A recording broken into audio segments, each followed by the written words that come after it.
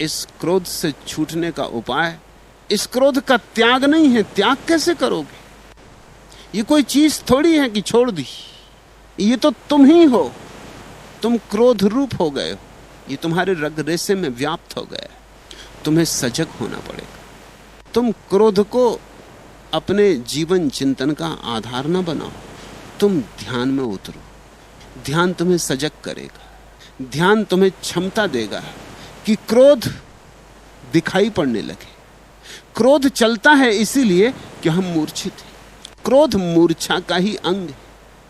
तुम्हें पता ही तब चलता है जब क्रोध आ भी चुका, जा भी चुका, उपद्रव हो भी चुका, पीट चुके पत्नी को, तोड़ चुके चीजें, मारपीट हो गई, हाथ में हथकड़ी डल गई, अदालत की तरफ चले, तब तुम्हें ख्याल आता कि फिर हो गए। जैसे जैसे होश बढ़ेगा तो पहले तुम्हें ख्याल आएगा, इतने बाद नहीं। जब क्रोध मौजूद होगा, जब तुम्हारी मुट्ठियां भिज रही होंगी और दांत क्रोध से भर रहे होंगे और जबड़े क्रोध से उन्मत्त हो रहे होंगे, तब तुम्हें याद आ जाएगा कि क्रोध ये हो रहा है। फिर और गहराई बढ़ेगी बोध की, तो क्रोध आने वाला है।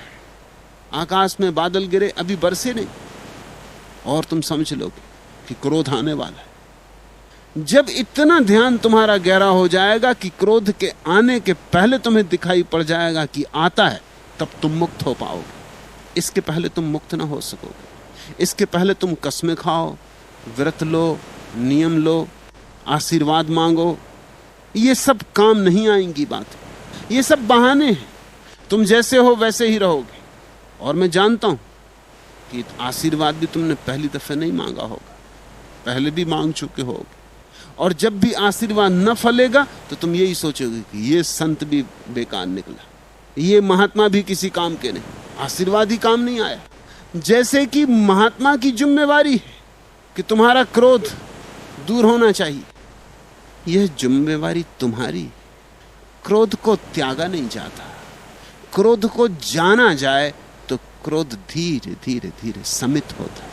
क्रोध का दमन नहीं करना होता, समन होता है। क्रोध तुम्हारे चित्त की एक विक्षिप्त अवस्था है।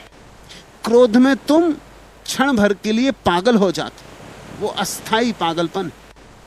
इस पागलपन का कैसे त्याग करोगे? ये तुम्हारे भीतर से उठता है, और जब उठता है तब तुम होते कहां हो? एक आदमी अपने मकान पर चढ़ा खड़ा था, अकबर की सवारी निकलती थी, उलझुल गालियां बकने लगा अकबर को। अकबर बहुत हैरान हुआ। आदमी पकड़वा लिया गया, जेल में डाल दिया गया। दूसरे दिन सुबह उसे बुलाया अदालत में और कहा कि तू होश में है? क्या बक रहा? क्यों गालियां दी तूने? तुझे पता नहीं कि सम्राट के साथ कैसा व्यवहार करना? उस आदमी ने कहा, मैंने कभी गालियां दी ही नहीं। अकबर ने कहा, यह भी हद हो गई, मैं खुद ही मौजूद था, अब कोई गवाह की जरूरत है? उस आदमी ने कहा, यह मैं कह नहीं रहा कि आप मौजूद नहीं थे, आप रहे होंगे मौजूद, मैं मौजूद नहीं था, मैं शराब पिए था, मुझे होश ही नहीं है कि मैंने क्या किया। क्रोध में भी तुम ऐसी ही बेहोश अवस्था में होते हो। तुम जाके रसायनविद से पूछो, चिकित्सक से पूछो, होता है क्या क्रोध में? तुम्हारे खून में, तुम्हारे भीतर से विष की ग्रंथियां हैं, वो विष को छोड़ देती, तुम्हारा सारा खून विषाक्त हो जाता। उस विषाक्त अवस्था में तुमने शराब बाहर से पी कि भीतर से आई, इससे क्या फर्क पड़ता है? फिर तुम जो करते हो तुम अपने होश में नहीं। ऐसा बहुत बार हुआ है कि लोगों ने हत्याएं कर दी हैं और उन्होंने होश में नहीं की, विक्षिप्त अवस्था में हो गई। तुम ये छोटी सी कहानी सुनो। भोज में आए लोगों की सेवा टहल करते हुए गांव के नाई छकोड़ी ने जब सुना कि इस बार की तीर्थ यात्रा में ठाकुर बारिस्टर सिंह क्रोध का त्याग कर आए हैं, तो उसे बड़ा आश्चर्य हुआ। मित्रों मुसाहिबों से घिरे बैठे गर्वोन्नत ठाकुर साहब के पास पहुंचकर छकोड़ी ने अत्यंत विनम्रता पूर्वक कहा, मालिक, इस बार की तीर्थ यात्रा में आप क्या त्याग कर आए हैं? क्रोध। छकोड़ी, हमने अब जीवन भर के लिए क्रोध त्याग दिया है। सहज शांत वाणी में ठाकुर साहब ने कहा, धन्य हो, चारों धाम की यात्रा, 4 गांव का भोज और क्रोध का त्याग, बड़े महात्मा हैं मालिक आप। कहता हुआ छकोड़ी अपने काम में चला गया। थोड़ी देर बाद वह फिर लौटा और ठाकुर साहब को भोज की सुव्यवस्था की जानकारी दी और निहायत मुलामियत से बोला, इस बार तीर्थों में हुजूर क्या छोड़ा है? ठाकुर साहब ने छकोड़ी की तरफ सीधी आंख देखते हुए सधी आवाज में जवाब दिया, क्रोध, हमने क्रोध छोड़ दिया है। वाह वाह मालिक, कितना बड़ा त्याग किया है आपने, धन्य हैं आप। और वह फिर भोज स्थल की तरफ को चल दिया। कुछ क्षणों में छकोड़ी फिर लौटा और इधर उधर की बातें करता हुआ ठाकुर साहब से बोला धीरे से, माई बाप, तीर्थों में इस बार आप क्या त्याग कर आए? नाई को घूरते हुए ठाकुर साहब बोले, अभी तुझे बताया है कि हम क्रोध छोड़ आए। हो मालिक, धन्य हो धन्य हो। थोड़ी देर बाद फिर छकोड़ी आया और चुपचाप ठाकुर साहब के पांव दबाने लगा। फिर उठा और उनके पांव छूता हुआ बोला, हुजूर, अब की तीर्थ यात्रा में आपने कौन सा त्याग किया? इस बार ठाकुर साहब ने जैसे ही नाई का प्रश्न सुना कि उनकी आंखें लाल हो गईं, भुएं तिरछी हो गईं, कड़कदार आवाज में बोले, अबे नौवे, 10 बार तुझसे कहा है हम क्रोध का त्याग कर आए हैं, तू बहरा है क्या? जी सरकार, क्रोध त्याग कर आपने बड़ा भारी पुण्य का काम किया, धन्य हैं आप। ओंठों ओंठों में मुस्कुराता हुआ छकोड़ी चला गया। अब की बार थोड़े अधिक विलंब से वह लौटा। ठाकुर साहब यार दोस्तों के साथ बातों में मशगूल थे। चांदी के गिलास में ठाकुर साहब को पानी पेश करते हुए छकोड़ी ने कहा, हुजूर।